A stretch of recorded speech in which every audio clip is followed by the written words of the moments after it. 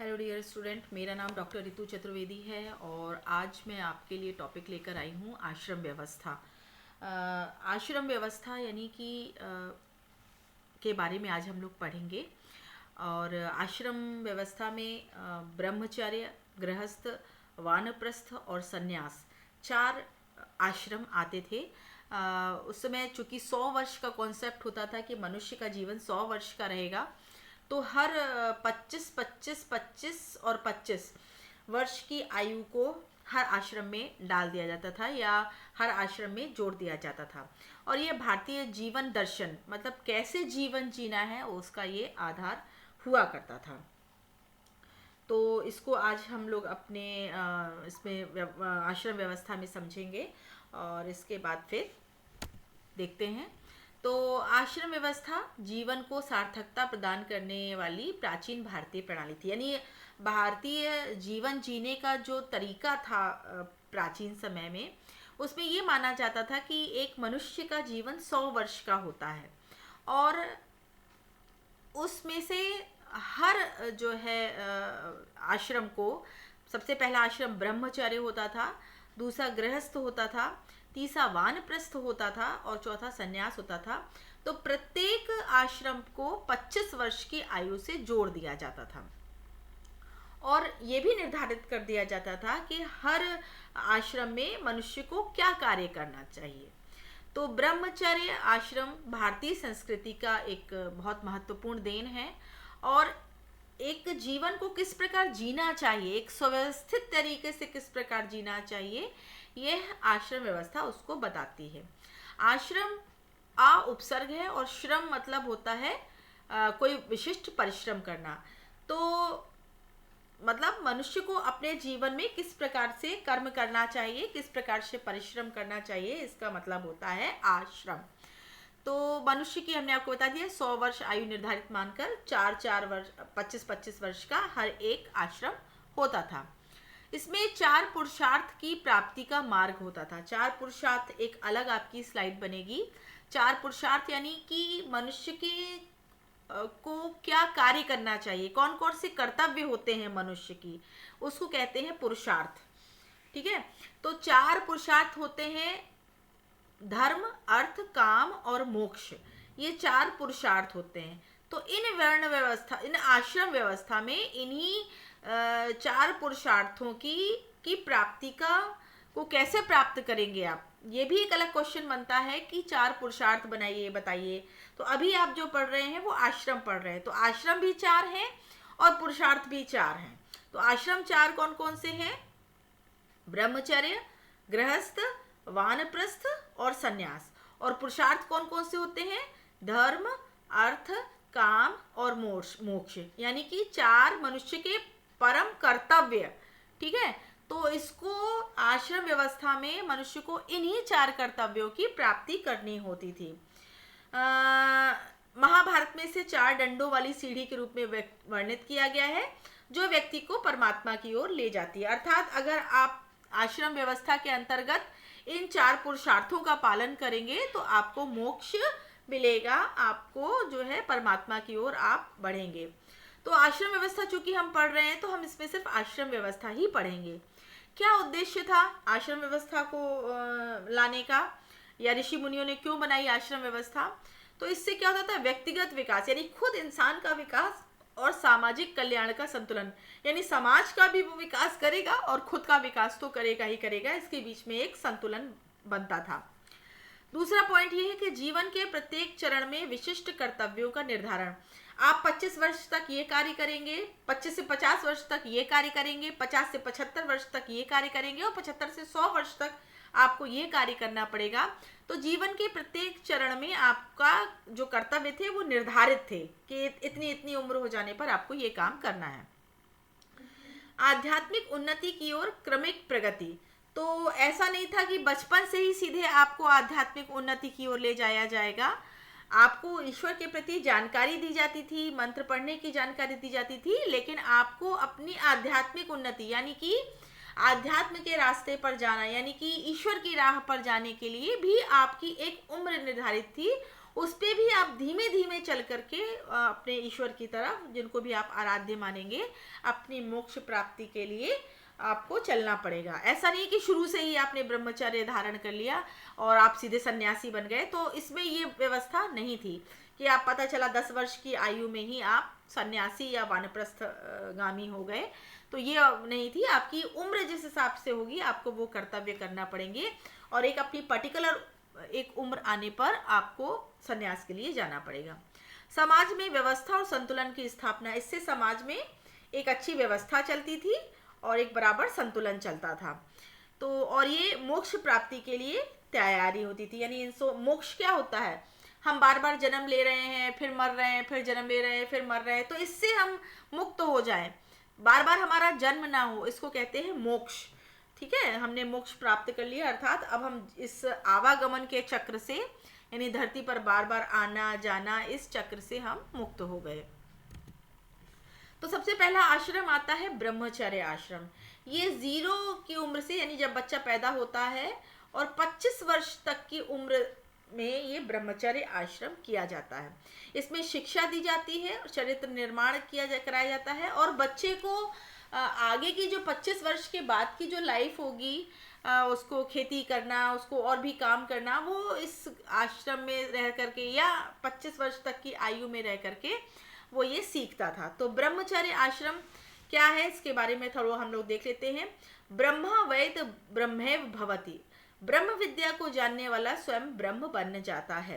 तो ये सबसे पहला चरण होता था, यानी हमने आपको बताया 0 से, चूंकि 100 वर्ष का कॉन्सेप्ट था जीवन का, तो 25 वर्ष तक के जो था वो ब्रह्मचर्य माना जाता था, जन्म से 25 वर्ष तक।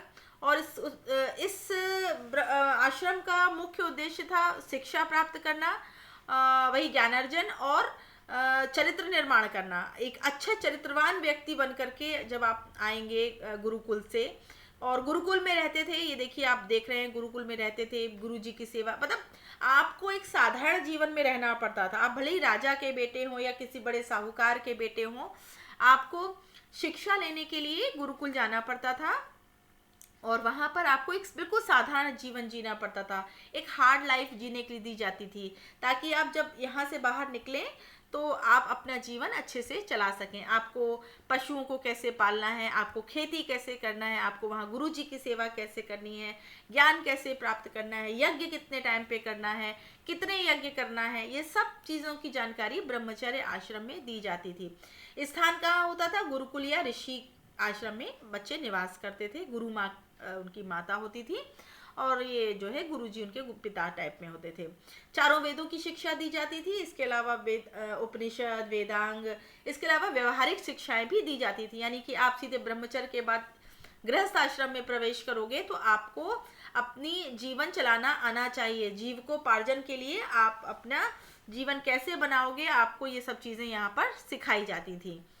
आपको यहाँ नैतिकता सिखाई जाती थी कि हमेशा नैतिक जीवन जीना है, अपने को सही कदम रखना है, अनुशासन में रहना है, चाहे कितनी भी विपरीत परिस्थितियाँ क्यों ना आ जाए, हमें हमेशा अनुशासन में रहना है, सत्य बोलना है, आत्म संयम रखना है। ऐसा नहीं दूसरों की चीज़ों को देख करके हमारा मन दुखी हो जाए कि उसके पास इतना कुछ है, हमारे पास नहीं है।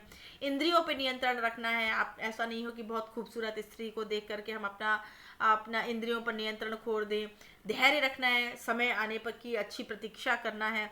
दया रखनी है, प्राणियों के प्रति भी दया रखनी है, लोगों के प्रति भी दया रखनी है। और सहनशीलता, कोई आपका ऐसा नहीं कि आपका अपमान कर दे रहा है तो आपने तुरंत उठाई कुल्हाड़ी और उसको मारने के लिए दौड़ पड़े।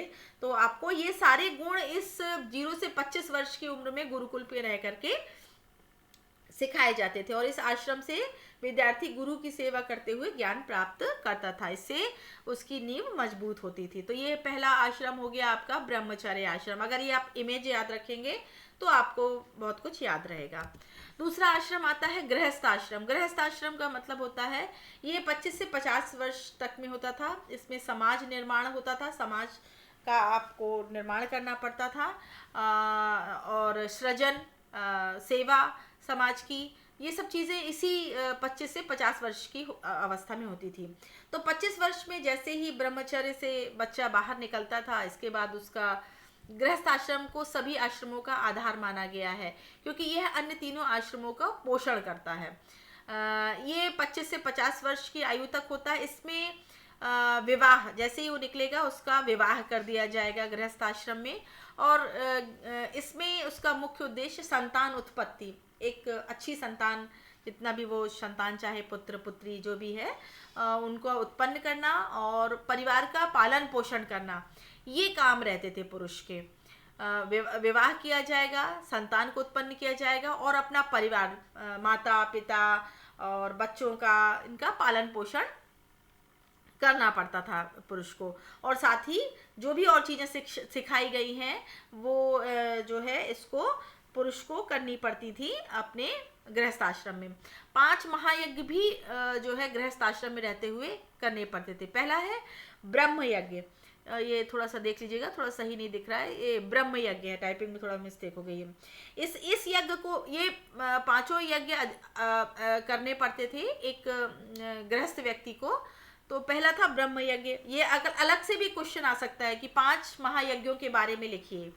तो ब्रह्म यज्ञ क्या होता था? ब्रह्म यज्ञ, इसमें वेदों का और शास्त्रों का अध्ययन जो आप करके आए हैं और फिर से आप पढ़िए, और संध्या के समय पढ़िए, और ऋषियों के ज्ञान का सम्मान होता था। तो ये ऋषियों के लिए खास तौर से ये यज्ञ, और आपने जो शिक्षा ग्रहण की है उसके लिए ये यज्ञ होता था। दूसरा यज्ञ था देव यज्ञ, नाम से ही समझ में आ रहा है। यह यज्ञ हवन और आहुति के रूप में किया जाता था। तो पहला वाला यज्ञ जो है, इसमें आप जो है वेद वगैरह आप पढ़ सकते हैं, ठीक है, अपने गुरु के प्रति कृतज्ञता जाहिर कर सकते हैं। संध्या के समय आपको पढ़ना होता था। तो ये ब्रह्म यज्ञ था। देव यज्ञ, इसमें आपको आहुति देनी होती थी, हवन किया जाता था इसमें, और घी का उपयोग किया जाता था, हवन सामग्री डाली जाती थी, और इसमें देवताओं की पूजा, उनको प्रसन्न करने के लिए की जाती थी। तीसरा है पितृयज्ञ। पितृयज्ञ, इसमें पूर्वजों को जो है पूर्वजों की को श्रद्धांजलि अर्पित की जाती थी, और उनकी आत्मा की शांति के लिए तर्पण और श्राद्ध कर्म किया जाता था। तो ये समय आने पर हम लोग, जैसे कि हमारे यहाँ पितृपक्ष होता है ना, तो उसमें हम लोग अपने पूर्वजों की को प्रसन्नता दिखाने के लिए, उनका आभार व्यक्त करने के लिए, और उनकी आत्मा की शांति के लिए तर्पण करते हैं, श्राद्ध कर्म करते हैं। तो ये एक तरीके का यज्ञ है। तो देव यज्ञ हम लोग प्रतिदिन ही लगभग करते हैं, देवताओं के लिए आरती जलाते हैं, अगरबत्ती जलाते हैं, यज्ञ करते हैं थोड़ा हवन सामग्री डाल के। तो देव यज्ञ हो गया, पितृ यज्ञ हो गया। भूत यज्ञ, भूत यज्ञ या इसको बलि यज्ञ भी कहते थे। इसमें पशु पक्षियों, गायों, अन्य प्राणियों के लिए भोजन का हिस्सा निकाला जाता है, और प्रकृति के लिए भी अपनी कृतज्ञता व्यक्त की जाती है। तो हम लोग जानते हैं कि हम लोग गाय के लिए, कुत्ते के लिए रोटी निकालते हैं, चिड़ियों के लिए दाना निकालते हैं। तो ये क्या है? ये भूत यज्ञ है। और ये जो है इसमें प्रकृति के लिए भी, जैसे पीपल के पेड़ की पूजा करना, बरगद के पेड़ की पूजा करना ना, प्रति बरगद अमावस्या और सोमवती अमावस्या, तो इनमें हम लोग पूजा करते हैं ना प्रकृति की। तो ये जो है ये क्या है? ये भूत यज्ञ में आपके आ जाएगा। और इसके अलावा 5वां यज्ञ है अतिथि यज्ञ। जब ये भी मनुष्य यज्ञ भी कहलाता है। अतिथि यज्ञ यानी मनुष्य यज्ञ। इसमें घर आए मेहमानों को या ज़रूरतमंद लोग जो है उनकी सेवा करना, भोजन कराना, सम्मान कर किया जाना, ये सब चीज़ें शामिल हो जाती है। ऐसा नहीं कि यज्ञ का मतलब यहाँ पे ये कॉन्सेप्ट नहीं है कि आप अग्नि जला करके उसमें कुछ हवन आहुति डालेंगे तो वो यज्ञ कहलाएगा। वो सिर्फ देव यज्ञ है। बाकी आप ये सब यज्ञ, अगर किसी कोई आपके घर आए तो आप उसका स्वागत कीजिए, उसको भोजन पानी आदि पूछिए, तो ये अतिथि यज्ञ कहलाएगा। तो ये हर गृहस्थ को ये 5 महायज्ञ करना अनिवार्य थे। तो ये इनसे वो पीछे नहीं हट सकता था, और ये 25 से 50 वर्ष तक की उम्र में होता था। और गृहस्थ धर्म पूर्वक धन अर्जित करता है और सांसारिक सुखों का उपभोग करता है, मतलब जो भी सांसारिक सुख होते हैं उनका वह उपभोग करता है। और अपने बच्चों को पढ़ने के लिए, उसके बच्चे हो जाते हैं तो बच्चों को पढ़ने के लिए फिर वो भेजता है, ब्रह्मचर्य, बच्चे उसके पालन करते हैं, ठीक है। तो ये क्रम चलता रहता है।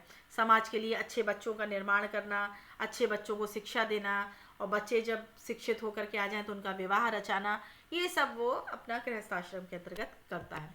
वानप्रस्थ आश्रम, नाम से ही समझ में आ रहा है वन गमन, ठीक है। तो ये 50 से 75 वर्ष की आयु के बीच में होता था। इसमें सांसारिक बंधनों से मुक्ति और समाज सेवा का काल होता था। तो देखिए अब मनुष्य का विवाह भी हो गया है, बच्चे भी हो गए हैं, और बच्चे पढ़ के लौट के आ भी गए हैं, 50 वर्ष की उम्र उसकी हो गई है। तो वानप्रस्थ का अर्थ है वन की ओर प्रस्थान करना। वानप्रस्थ, वन की तरफ प्रस्थान करना। तो यह गृहस्थ जीवन के संन्यास की और संक्रमण का चरण है। तो इधर एक तरफ गृहस्थ जीवन है, एक तरफ संन्यास है, तो इन दोनों के बीच का समय है ये जो है वानप्रस्थ आश्रम।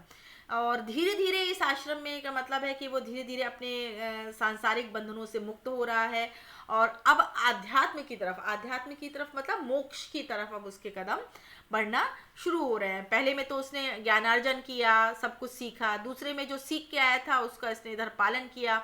अब इसमें इसके बच्चे भी लौट आए, उसमें उनका विवाह कर दिया है उसने, और अब वो वानप्रस्थ की तरफ लौट रहा है, यानी वानप्रस्थ आश्रम की तरफ जा रहा है, अर्थात अब अपने आध्यात्म की ओर, अपने मोक्ष प्राप्ति की ओर आगे वो बढ़ रहा है।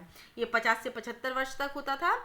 जब ये कब से शुरू था? जब पुत्र के मुख पर श्वेत केश दिखाई दे और पौत्र का जन्म हो जाए, यानी कि जब अपना इसका बेटा हो जाए, इसका नाती हो जाए, बेटा नहीं नाती हो जाए, और अपने इसका जो बेटा है उसके भी चेहरे पर यानी कि मुख पर, दाढ़ी पर जब सफ़ेद बाल दिखाई देने लगे, तब जो है जो व्यक्ति को वानप्रस्थ की तरफ चले जाना चाहिए।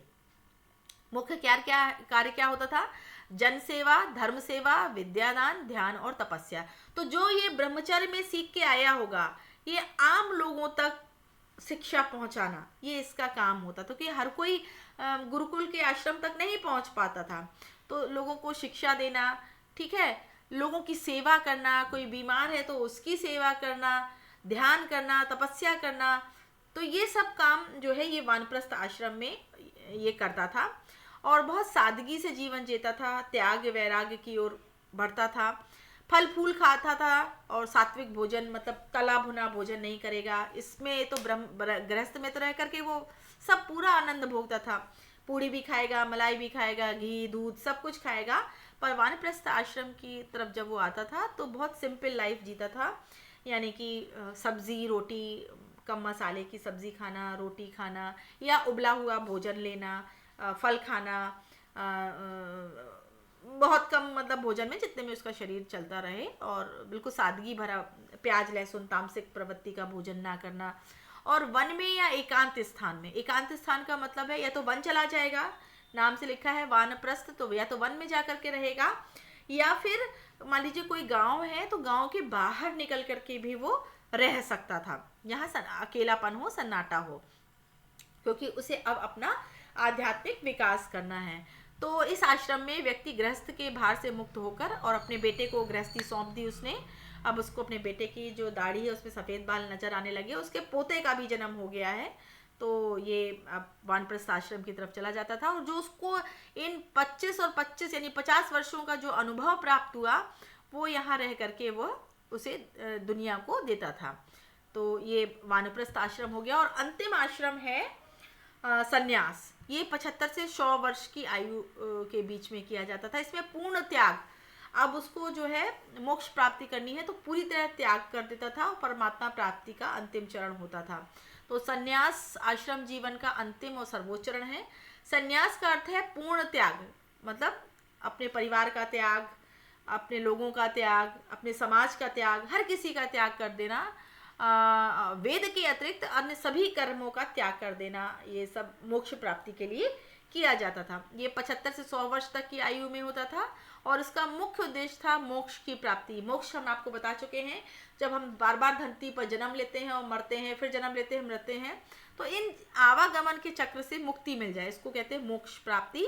और परमात्मा का साक्षात्कार, मतलब हमको परमात्मा मिलें, हम उनसे साक्षात्कार करें, मतलब बातें करें, अपना ज्ञान बढ़ाएं, तो इसकी तरफ ध्यान लगाना, इन सब चीज़ें करना, ये 75 से 100 वर्ष की आयु में वो करता था। त्याग क्या क्या करता था? समस्त सांसारिक संबंधों और भौतिक पदार्थों का पूर्ण त्याग कर देता था, अर्थात सांसारिक संबंधों, पुत्रों से, नाती से, पत्नी से, हर किसी से सांसारिक संबंधों से वो त्याग कर देता था, और जो भी भौतिक पदार्थ थे, भौतिक पदार्थ मतलब जो उसने खुद बनाए हों, जो उसके जीवन में काम आने वाली चीज़ें, उन सबका भी वो त्याग कर देता था। जीवन शैली कैसी होती थी? भ्रमणशील होती थी। मतलब एक स्थान से दूसरे स्थान तक वो घूमता रहता था, किसी चीज़ पे निर्लिप्त निष्प्रह होता था। ठीक है। और चार प्रमुख इसके कर्तव्य होते थे: ध्यान, पवित्रता, भिक्षा और एकांत में रहना। अब भोजन भी नहीं बनाता था, जो भी रूखा सूखा मिल जाए, किसी दिन नहीं भी मिले तो वो क्या कहते हैं, भूखा रह करके उसको सोना पड़ता था। किसी दिन कहिए एक रोटी मिल जाए, किसी दिन 2 रोटी मिल जाए, किसी दिन बासा खाना भी मिल सकता था, तो वही उसको प्रसाद मान करके जो है रहता था, और जंगल में वो एकांत में रहता था। मनुस्मृति के अनुसार सन्यासी को या ज्ञानियों को मन में स्थापित करके घर से निकल जाना चाहिए। सन्यासी का एकमात्र लक्ष्य परमात्मा का चिंतन और मनन है। तो आपने इस प्रकार से चारों आश्रम पढ़ लिए हैं, और जो है इससे क्या होता था, लाभ क्या होता था आश्रम व्यवस्था से? तो एक संतुलित विकास होता था, शरीर का, मन का, समाज का, आध्यात्म का एक पूरा एक चक्र बना हुआ था कि 25 वर्ष तक ये, फिर 25 से 50 वर्ष तक ये, 50 से 75 तक ये, और 75 से 100 वर्ष तक आपको ये कार्य करना है। एक स्पष्ट मार्गदर्शन था, हर टाइम का एक मार्गदर्शन था कि आपको इस टाइम पर ये काम करना है। सामाजिक व्यवस्था थी, तो एक तरीके से समाज की ये व्यवस्था थी और सभी वर्गों में ये चल रहा था। आध्यात्मिक प्रगति, इससे हमको समय मिलता था, लोगों को मिल जाता था कि भौतिक जीवन भी जी लेते थे और अपने आध्यात्मिक प्रगति भी, यानी अध्यात्म की तरफ भी वो अपना ध्यान दे सकते थे। वरना आज के समय में लोग अंतिम समय तक अपने नाती पोतों के साथ लगे रहते हैं। जीवन का लक्ष्य मोक्ष की प्राप्ति के लिए एक तैयारी करना, ये एक व्यवस्थित क्रम होता था। तो इस प्रकार से हम लोगों ने ये आपका पढ़ा आश्रम व्यवस्था।